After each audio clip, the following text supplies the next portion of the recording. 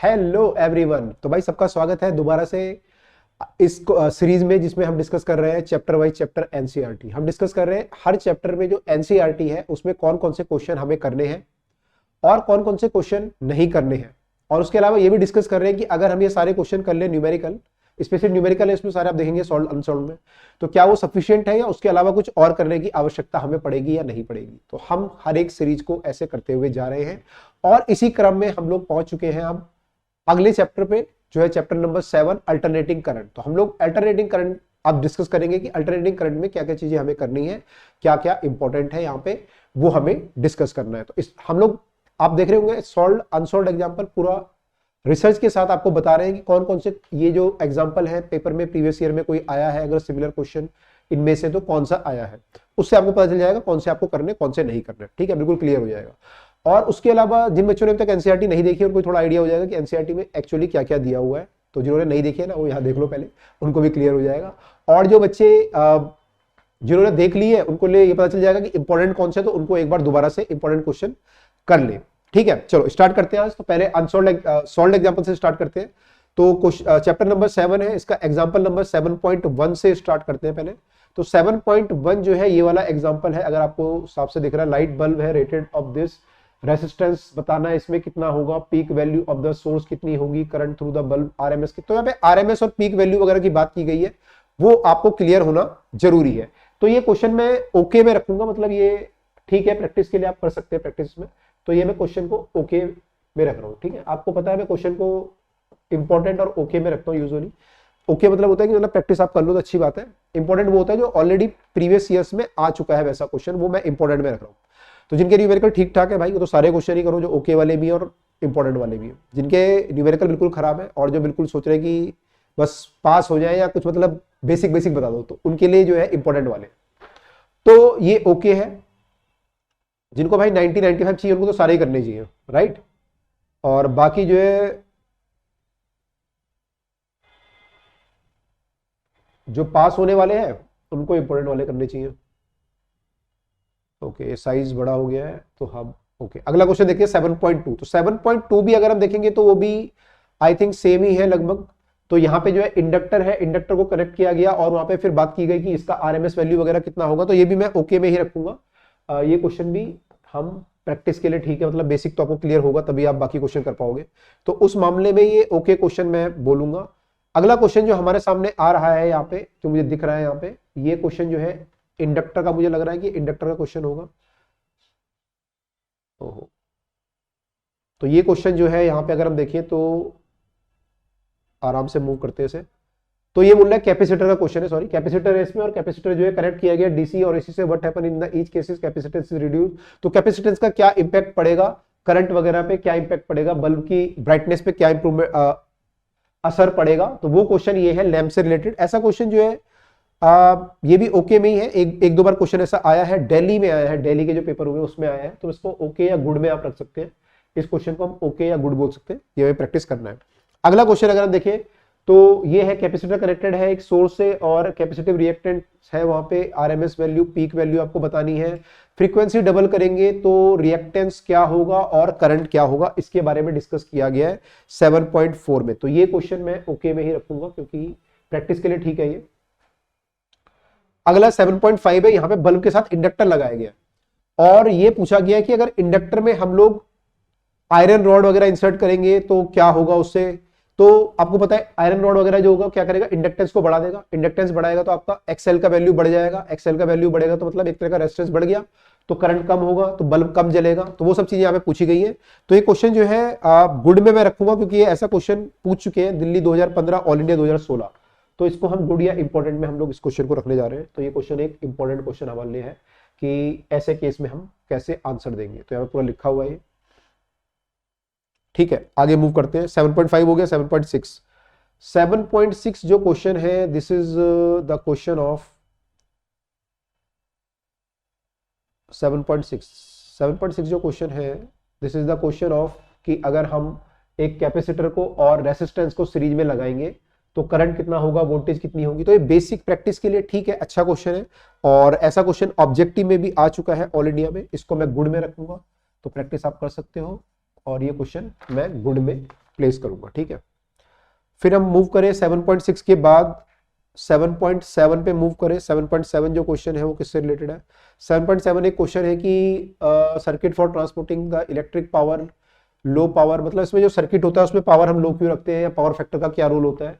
तो theoretical question है, conceptual question है, इसको मैं ओके में रखूंगा, प्रैक्टिस कर सकते हो, देख सकते हो उसे, ठीक है।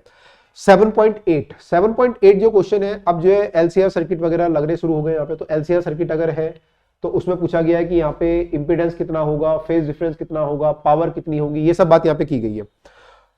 तो 7.8 जो क्वेश्चन है एआई मतलब ऑल इंडिया 2015 में आ चुका है ऐसा क्वेश्चन सिमिलर, तो इसको मैं इंपॉर्टेंट में रखूंगा। इससे रिलेटेड फिर अगले क्वेश्चन जो एक्चुअल क्वेश्चन जो आते हैं ना, ज्यादा क्वेश्चन जो आता है उससे अगला वाला है, लेकिन जब ये आपको आता होगा तो आप अगला वाला थोड़ा ढंग से कर पाओगे।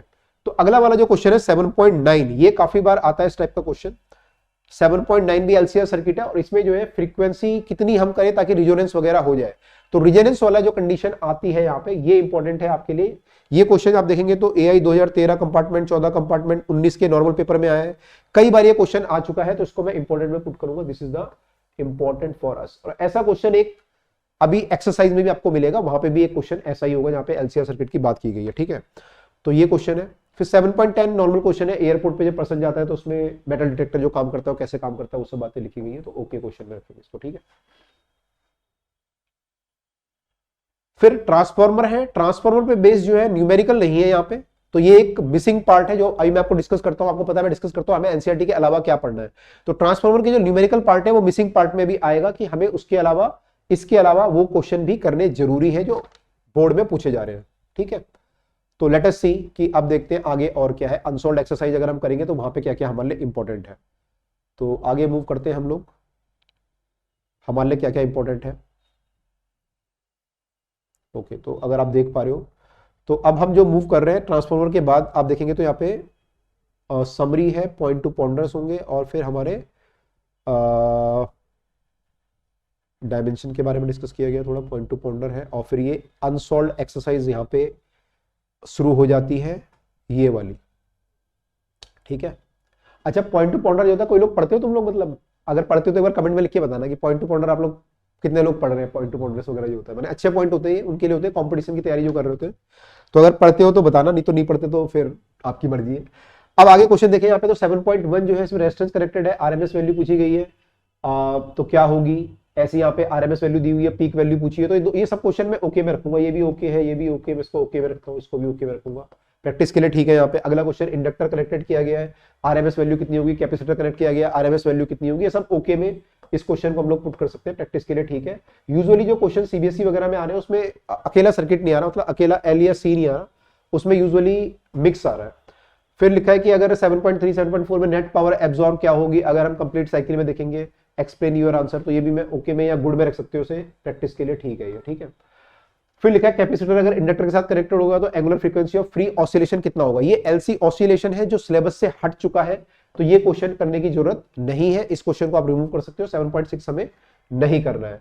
7.7 पे हम आए तो एलसीआर सर्किट के बारे में बात की गई। अब एलसीआर सर्किट है, ये इंपॉर्टेंट है, तो ये बोल रहा है कि when the frequency of the supply equal to the natural frequency, natural मतलब जो रेजोनेंस फ्रीक्वेंसी होती है, उस टाइम पे एवरेज पावर एक साइकिल में कितनी होगी।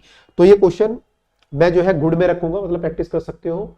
और एक्चुअली जो पूछता है बोर्ड में, ये पूछता है कि अगर आपका सर्किट एलसीआर है तो कौन सी फ्रीक्वेंसी आपकी जो है रेजोनेंस होगी, और इंपीडेंस क्या होगा, इसमें बाकी चीजें क्या होंगी, आरएमएस वैल्यू पोटेंशियल की कितनी होगी, ये सब बातें यहाँ पे पूछता है। ये क्वेश्चन मैं इंपॉर्टेंट में रखने जा रहा हूं। तो इसमें 8 क्वेश्चन है, मैंने आपको बता दिया कौन कौन से इंपॉर्टेंट है। 3 यहाँ पे एग्जाम्पल थे, 7.5 7.8 7.9 और अनसॉल्व में 7.8, ये इंपॉर्टेंट है। अब इसके अलावा देखते हैं भाई साहब कि सीबीएसई इसके अलावा और क्या पूछ रही है, और अगर आप देखेंगे तो क्या पूछ रही है जो एनसीईआरटी से बाहर है। तो यहां पे हम लोग लिख लेते हैं, अगर मैं देखूं तो पहला जो है इस टाइप के क्वेश्चन की अगर मान लो कोई करंट आपको दे दिया, फ्रीक्वेंसी दे दी उसकी 50 हर्ट्ज है, करंट आपको दे दिया इतना एम्पियर है, 15 एम्पियर का करंट जैसे क्वेश्चन है, ऑलरेडी 2022 का क्वेश्चन है। तो ये अगर है और इसका आपको वैल्यू बतानी है आफ्टर टी इक्वल टू 1/600 पे, अगर शुरू में करंट 0 था, अगर टी इक्वल टू 0 पे करंट हमारा 0 था, तो आपको बताना है टी इक्वल टू 1/600 किसी पर्टिकुलर टाइम पे करंट कितना होगा। इस टाइप के क्वेश्चन जिसमें आपको इक्वेशन यूज करनी पड़े, I equal to I naught sine omega t वाली जो इक्वेशन है वो यूज करनी पड़े। इस टाइप के क्वेश्चन एनसीईआरटी में मिसिंग है, बोर्ड में आ रखे, आपको ये करने पड़ेंगे। दूसरा जो मिसिंग टाइप है वो है ग्राफ से रिलेटेड, कि अगर हम ग्राफ बना दें, यहाँ पे एक्सी या एक्सएल का ग्राफ बनाए, एक्सी फ्रीक्वेंसी का ग्राफ अगर आपको पता होगा, ये कैसा ग्राफ बनता है, ऐसा ग्राफ बनता है। एक्सएल का ग्राफ ऐसा बनता है, सॉरी एक्सएल का ग्राफ जो है इंक्रीजिंग ऐसे बन जाएगा एक्सएल का ग्राफ,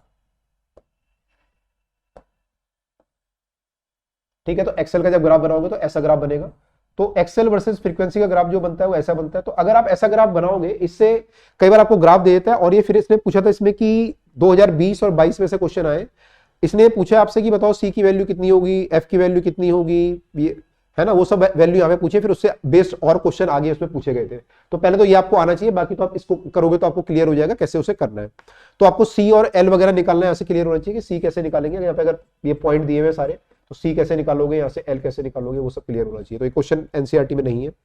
तीसरा जो है, अगर हम बात करें तो इससे रिलेटेड जो है एक और चीज है कि ऐसे अगर कई बार ग्राफ आपको देता है कि ऐसे आपको ग्राफ दे देगा कि ये 3 ग्राफ है, और आपको मान लो बोल देगा कि एक जो है करंट है, एक वोल्टेज है, तो बताओ कौन सा एलिमेंट है, ये इंडक्टर है या कैपेसिटर है, और उसका कुछ भी चीज पूछ लेगा आपको, इंडक्टर है, कैपेसिटर है, उसकी वोल्टेज, इसमें से वोल्टेज का ग्राफ कौन सा है, करंट का ग्राफ कौन सा है, ये सब बातें पूछ सकता है।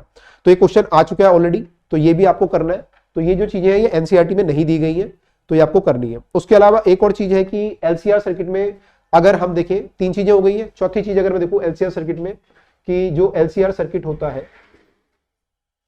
एलसीआर सर्किट जो होता है, इसमें कई बार बोलता है कि आपको एलसी और आर की वैल्यू दे देगा, वो बोलेगा कि मैं सी में कितना कैपेसिटेंस और लगाऊं ताकि ये रिजोनेंस में आ जाए। तो आपको पता है रिजोनेंस की कंडीशन क्या होती है, एक्सी इक्वल टू एक्सएल होता है।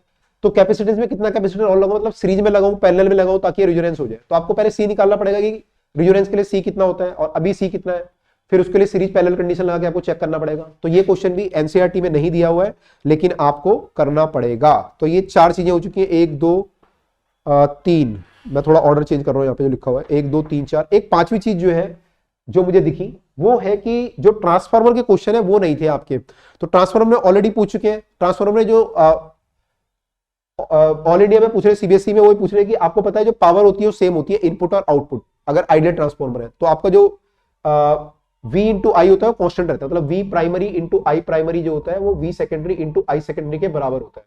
तो ये वैल्यू सेम रहती है अगर आपका लॉस नहीं हो रहा तो कई बार आपको 3 वैल्यू दे देगा कि बताओ इसमें इतनी वोल्टेज है, प्राइमरी में इतना करंट है, तो बताओ सेकेंडरी में कितना करंट होगा अगर वोल्टेज इतनी है तो इस टाइप के क्वेश्चन 2016 में पूछे गए, जो सिलेबस इसमें नहीं है एनसीईआरटी में, ये आपको करने पड़ेंगे। फॉर्मूला है यहाँ पे। उसके अलावा एक और चीज है जो दिल्ली के एग्जाम में यूजुअली पूछी जा रही है, अभी तक ऑल इंडिया में तो मैंने नहीं देखा है, लेकिन वही पूछ सकते हैं कभी भी, कि वी सेकेंडरी जो होता है इसका जो रेशो होता है, आपने पढ़ा होगा अगर ये एन के प्रोपोर्शनल होता है नंबर ऑफ टर्न के, और करंट के इनवर्सली होता है। तो मतलब करंट यहाँ पे सेकेंडरी आ जाएगा या प्राइमरी आ जाएगा, और नंबर ऑफ टर्न इसके प्रोपोर्शन होते हैं, तो number of turn primary secondary. तो कई बार आपको नंबर ऑफ टर्न दे देगा कि नंबर ऑफ टर्न अगर मैंने 10 टाइम कर दिए सेकेंडरी में, या सेकेंडरी के नंबर ऑफ टर्न 1000 है, प्राइमरी के 10 है, तो बताओ वोल्टेज आउटपुट कितनी होगी, इनपुट वोल्टेज आपको दे देगा। तो इस टाइप के क्वेश्चन भी यहाँ पे मिसिंग है, तो ये भी आपको प्रैक्टिस करने हैं। अगर आपने ये सब कर लिए, मैं आपको जो बता रहा हूँ न्यूमेरिकल जो भी सीरीज में आपको बता रहा हूँ, तो ये सब क्वेश्चन जो है आपने अगर कर लिए, तो आपका ये मान के चलो कि न्यूमेरिकल वाला पोर्शन 95% कवर है, लगभग 95% कवर है। एक आधा कोई क्वेश्चन हो सकता है जो इससे भी बाहर जाएगा, नहीं तो यही क्वेश्चन अगर एनसीईआरटी के कर ले, प्लस ये जो एक्स्ट्रा आ रहे हैं ये कर ले, तो प्रीवियस 10 ईयर के हम सारे जो पीवाईक्यू आपके सामने हम लोग ला चुके हैं, इसमें इस फॉर्म में आपको करना है। ठीक है भाई, तो ये सब क्वेश्चन करना, और कमेंट में लिख के बताना कि आप लोग पाउंडर वाले क्वेश्चन करते हो या नहीं करते हो, जो पॉइंट टू पाउंडर पढ़ते हो मतलब, या नहीं पढ़ते हो। ठीक है, तो इस तरीके से चैप्टर खत्म हुआ। तो आई होप सब लोगों को इससे फायदा हुआ होगा तो कमेंट जरूर लिखिए। अब हम आपसे मिलेंगे अगले चैप्टर के साथ, अगली क्लास में, अगले लेक्चर में। टिल देन बाय, सब लोग पढ़ते रहिए भाई साहब, और बाकी अगर आपको कोई रिक्वायरमेंट हो वो भी कमेंट में लिख के बताना। ठीक है, चलिए मिलते हैं अगले वीडियो में। Till then bye.